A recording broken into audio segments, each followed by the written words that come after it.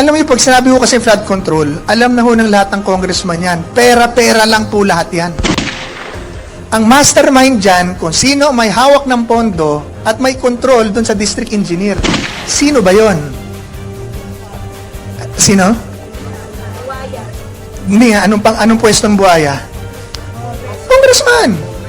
Congressman naman ang nasusunod eh. Sa totoo lang po, yung contractor na yan po ang lowest mammal or the lowest in the totem pole. Utusan po nilang lahat yan. Pag sinabi nilang 10%, 10% bibigay niyan. Pag sinabi nilang 50%, 50% ang bibigay niyan. So, hindi ho yan ang mastermind. Ang mastermind dyan, kung sino may hawak ng pondo at may control dun sa district engineer. Congressman naman ang nasusunod eh. Pagka ayaw ng DE, district engineer, ito po ang nagpapabid. Ito ang nagde-design, ito nagpapabid. Sila nag-check, supervise.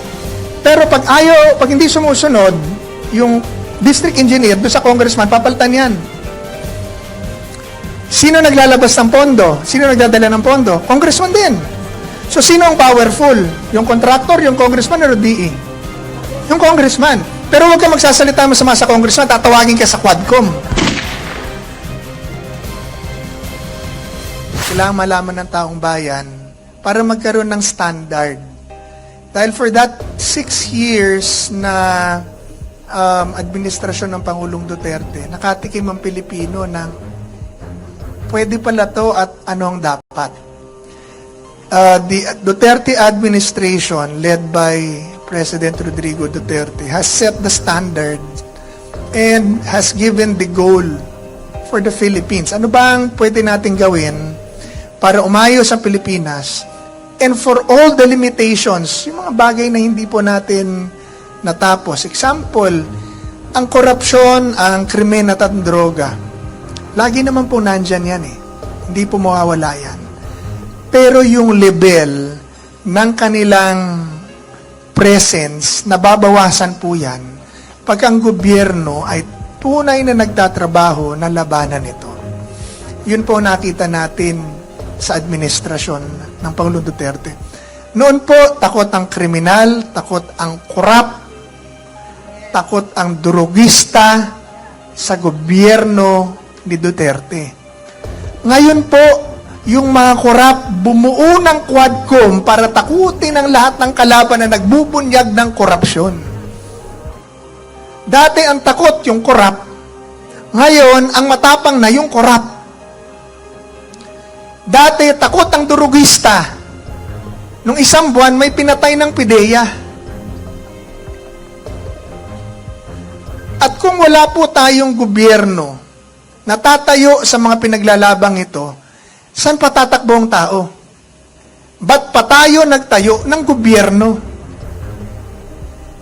Ang Pangulong Duterte lang po sa kasaysayan ng bansa ang nagtayo ng institusyon o ng komisyon o ng opisina na lumaban sa gobyerno niya.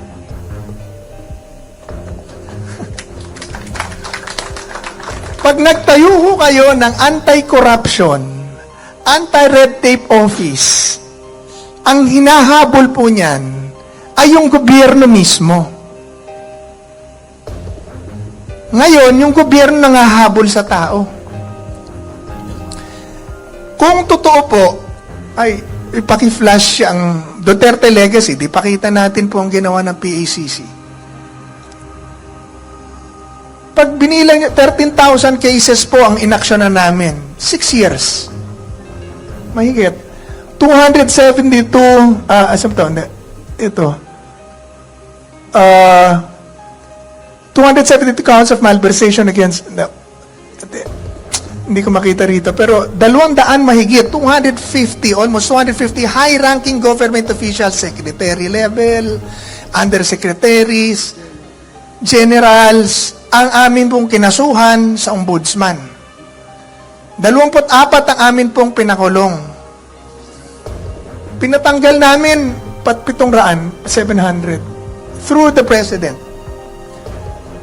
Ito po ay numbers na unmatched pagsamasamahin nyo pa man po ang lahat ng anti-corruption efforts mula kay Presidente Aguinaldo papunta kay Presidente Bongbong Marcos. Hindi ho nila ito natatapatan pa hanggang ngayon. Ang PACC po ay napakaliit na opisina, napakaliit ng kapangyarihan, pero ang puso para lumaban sa korupsyon sa pangunguna ng Pangulong Duterte, buwis buhay po kami noon. Kaya ang lahat po ng government official noon talagang takot mahuli sa korupsyon. Ngayon, tinanggal po nila yan at ang una pong ginawa ng Pangulong Marcos, EO1, Executive Order Number 1, alisin ang PACC. Ang tanging opisina na nilikha para labanan ang korupsyon sa gobyerno. 3 years later, ngayon nakikita natin, lahat po ng mga programang inilagay ng Pangulong Duterte noon laban sa droga, korupsyon, red tape, kriminalidad, na kanilang inalis or binago ang humahabol sa kanila ngayon. Ngayon, anong issue ngayon? Korupsyon na naman. Droga na naman. Kriminalidad na naman. Yan. Insurgency. Lahat nagbalikan. Dati, sabi nga ni General Esperon, paubos na ang mga komunista. Ngayon, buhay na naman ang mga komunista. Sino ang nagpapa-impeach kay VP Sara? Anak pawis, anak bayan, lahat ng anak. Anak ng bawal magmura. Sino ang nagpa-imbestiga kay Pangulong Duterte? Sino nagpatawag sa amin doon? Anak na naman. Hindi ho ba? Lahat. Ngayon, buhay na naman po ang yung Duterte Youth Party List. Tinanggal, ang ipinasok, anak na naman. Ngayon, buhay na naman po ang komunista. Pangatlo, flood control projects. Una, wala po sa atin yan nung unang yan. Walang ganyang kalaking lumalabas sa 1.2, 1.7, 1.9 trillion pesos na raw ang lumabas sa walang kwenta at puro maanumalya na ghost projects pa yung iba na flood control projects. 1.2 trillion. Unheard of po yun.